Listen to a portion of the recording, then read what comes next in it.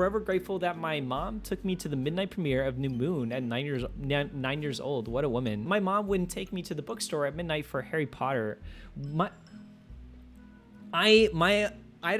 mom let me pick up Game of Thrones day one. That bitch. I was able to pick up Game of Thrones, the one that last came out in 2011 or whatever. I can't remember the name because it's been over 10 years now.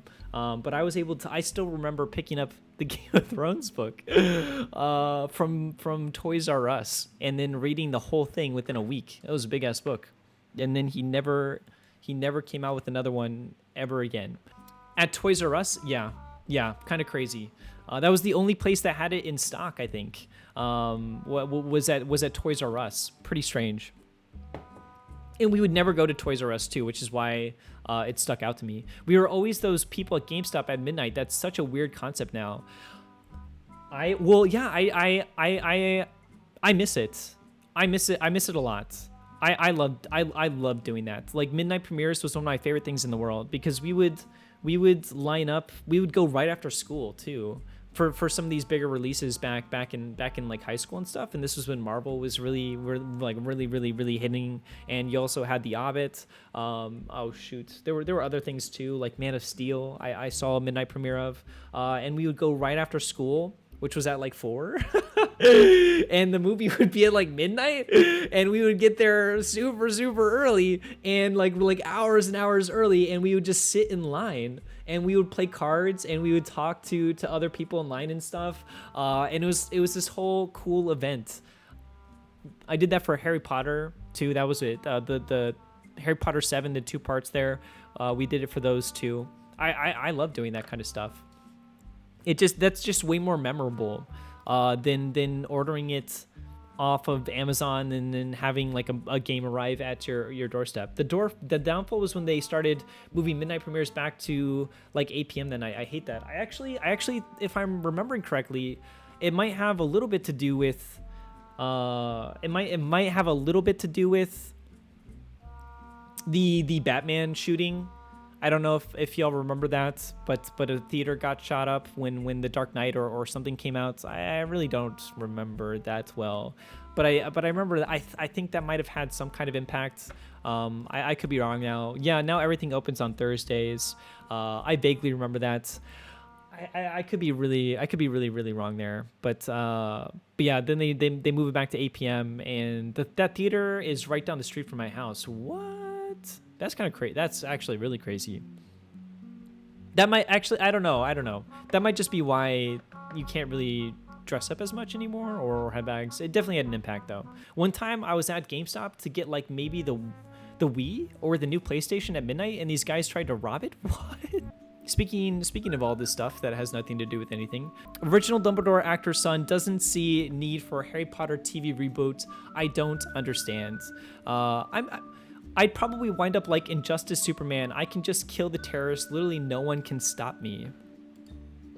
That's probably like, oh man, are we gonna get into like, that's what makes Superman kind of so hard to relate to, right? That's usually why it's probably better to keep him away from, right? Like how do you relate to someone who is literally invincible and is essentially like a demigod? It feels so much more difficult. Like even the other ones where their weaknesses or especially somebody like Batman, who is shown through the games that we just played, is incredibly human. And the consequences like are very, like Superman feels like someone who is able to truly stop everything. Like he is fast and invincible and can kind of be wherever he needs to be immediately because he was raised by a Mima and a Peepaw, but he's an alien, so like so like what? Yeah, it's just I always found it a bit hard to kind of relate to or care about Superman. He's like I watched a lot of the old cartoon, and he's usually best when he's just being like that symbol, right? How do you relate to any of the weirdo superheroes? Well, like I said, like when they have to put themselves in mortal danger, when their lives are literally at stake, it's significantly easier to care about what they're choosing to do. But when you're invincible and you're like, I'll be fucking fine, it makes it a little harder. It makes it a lot harder, actually. I never liked Superman, though. I'm not trying to debate in his favor. I've always enjoyed Superman, but I'm kind of venting my decade-long sentiments about the Man of Steel movies and their decision to try to make it a lot more serious and Batman-like. It just didn't work for me. I liked when he went sicko mode. I never like how do you relate to someone that's literally like just like crashing through buildings and like they destroy like half of that city. I liked when he went sicko mode. I never like Superman never needed to want to be stronger. So how can he appreciate it? He's mostly just dealing with like responsibility and the weight of the world and the way that literally kind of no one else can, except for maybe like leaders of countries. His story will be one where he wants to be weak, but that's not as relatable. Very much. I can relate to I can do what I want because I can do what I want because I am stronger than everybody else urges. Is that why is this like the roots of why you were hiding on top of like hiding above bathrooms on ceilings? I'm never going to forget that. Is that I'm always going to be wondering why what caused those decisions. Yeah, that's kind of my thoughts on Superman, though. I think there are a lot of other characters that are a little more compelling. Y'all ever seen that Spider-Man comic where he is sad and old and crying at Mary Jane's grave because his that's not real. Is that real? I don't want to look up radioactive jizz. That seems like a bad idea. I feel like it's so real. Spider-Man, old, Mary Jane. I don't want to say. I don't want to. Let's not tempt fate here. Where I don't even think I need to see this. That's crazy though. Like I want superheroes to get like comic book weird. It's time for them to go balls to the walls here. Jared Harris, son of Richard Harris, who originated the role of Dumbledore in the Warner Bros. Harry Potter franchise, doesn't see the need for HBO's television reboot. In a recent interview with Independent, Jared Harris, who followed in his late father's footsteps with credits in Mad Men and Chernobyl, that's great. That's great. These were great shows. Do like Spider-Man gives Mary Jane cancer. Why would they go that route? Why would they do that? What would possess them to do that? That seems kind of crazy. No, thank you, he said simply when asked if he would consider playing Dumbledore on the small screen.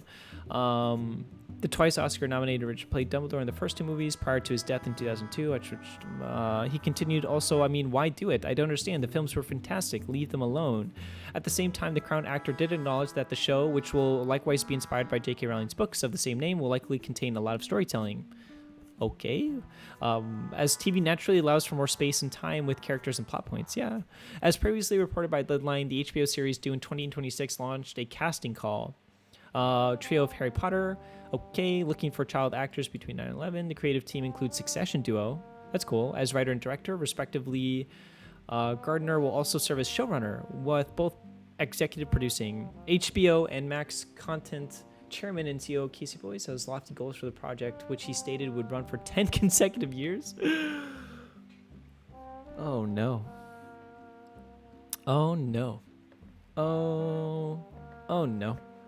Oh no. Run for 10 consecutive years, overturning previous thinking that the project would draw on Rowling's 7 books for an equivalent number of seasons.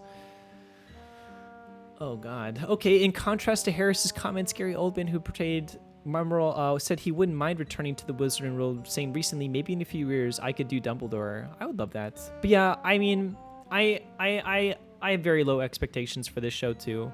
As always, I hope anything that's coming out is good, and worth it. But you know, it does feel still too soon. Those movies are so beloved, and a part of why those movies were so special is the casting.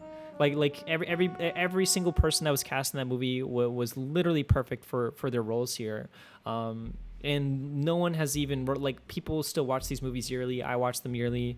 I think they're incredible, and I just have a hard time seeing a show that's going on for 10 years having the budget to handle all of the special effects and making it look even remotely as nice as the originals, which had a lot more practical stuff as well. Like in my perfect world, I would love to see reboots like this become animated.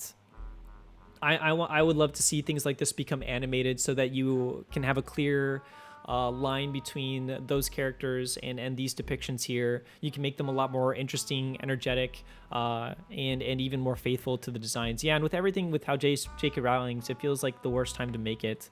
Yeah, I agree. For the most part, I'm able to pretty much divorce Rowling from these. Pretty much entirely. But yeah, I get it. I just don't think that the world is going to accept a Harry Potter who isn't Dan Radcliffe. I pretty much agree in every regard. I guess they were able to recast Dumbledore, but he was only in like 2 movies. And Hermione, well, Emma Watson as well, especially since Zavalov is addicted to canceling things. Yeah, and right now it's just like not a good time as well, because I had this article here up too, which just came out, which is Paramount initiates next round of layoffs and ongoing effort to cut 15% of U.S. workforce. You know, they're doing even more. Has initiated the next day of its plan to lay off 15% of its U.S. workforce, saying the cuts will be 90% complete after further cutbacks today. So it's not even just Zaslav. It's like the entire industry is kind of hurting right now. And again, I always hope that these shows do well, but I do have my doubts on how many people are going to invest in this show. They're making an animated Twilight. That's actually great. Yeah, I think that switching over to animation is the right way to go for these franchises. I think it'd be more of a breath of fresh air, and you can do significantly different things in them. Why can't they not figure out how to make streaming work? It's all fucked all the time. It just I don't know. Like I don't have insider knowledge there or anything, but there are a lot of examples of actors and other people explaining that, you know, box office sales were a really big thing, and that's been down for a lot of reasons. And then there are the I can't remember who. I think it might have been Matt Damon. I can't remember. Don't quote me on this. What I'm saying, but there was somebody who was talking about how even if a movie didn't do very well in theaters, it had physical sales did significant amount as well. Like if you could sell physical media, it could almost save a project or make even a lot more money over time, and make something that's maybe a little more costly or risky worth it. And now you have things like Voodoo, where the movie maybe costs like $3 digitally. Like I don't know the numbers. I don't know if it matches. But it seems like all around the industry is having a hard time adjusting to a lot of things, and it's only going to get stranger. It's only going to get weirder with AI. You know, it's a really really bad time right now. They were aiming to achieve $500 million in annual cost savings with layoffs, key components, and hitting that target. Yeah, it's a bit sad and also a bit scary, especially for me. Like this stuff is always kinds of nerve-wracking. Hate to see it, but yeah, I don't know, like how when you invest like millions of dollars into episodes and you come out with like 5 shows a day, kind of crazy.